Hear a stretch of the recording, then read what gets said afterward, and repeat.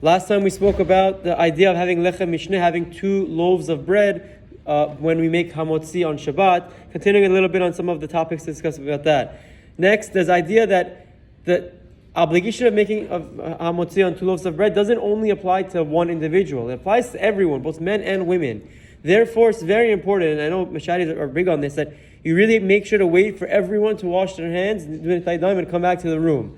It's not so appropriate to rush and say Hamotzi when a few of the women or a few of the men have not yet din etaydaim, and now leave them scrambling, not having 2 loaves of bread to make Hamotzi on. So even if in Baruch Hashem larger family gatherings, everyone should make an effort to quickly rush to etaydaim, then come back all together. So when the person who makes Hamotzi says the Hamotzi on the 2 loaves of bread, everyone is yotzeh, everyone feels the obligation of Hamotzi, obviously, and the obligation of using Lechem Mishne, having 2 loaves of bread, like we've explained. An individual who missed that bracha from the person who made Hamotzi should ideally, he has to go and try to find an opportunity to make Hamotzi on 2 extra loaves of bread. So it's very important that you should be careful to say Hamotzi all together when everyone is ready after they wash their hands. Now, a few more technical things. The person who breaks the challah, he says the bracha and he breaks it, one should be very careful to only be botzea, break the challah after he finishes the beracha.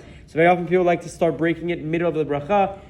It's not so appropriate because you want to make a bracha on something that's called shalem, something that's full. If you're breaking the challah while making the bracha, you're losing that element of shalem. So therefore, when someone makes hamotzi, say the bracha hamotzi lechem min haaretz, and once they answer amen, then you break the challah and give it out to everyone. Now, last, what about if someone spoke between hamotzi and eating the bread? This is a very important halacha. In lefsik bedibur ben birkat hamotzi ben hateima. It's very obvious, but it should be always reiterated. One should not speak from when they say hamotzi until he tastes and eats the bread. And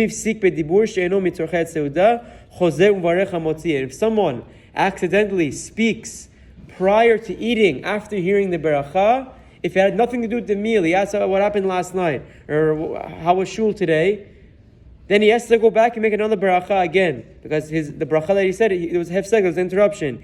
And don't even stop to answer amen to someone else's bracha. Once you hear amen to the hamotzi, don't interrupt until you eat the bread. It's a halachot brachot scenario, but it's very important because people often tend to forget this halacha and they accidentally speak in between before eating the bread. Now there are some more technical details about eating and swallowing and different things like that, but most of the things we've spoken about, and one should just be careful that they don't speak and don't interrupt until they have the challah. Have a wonderful day and Shabbat Shalom.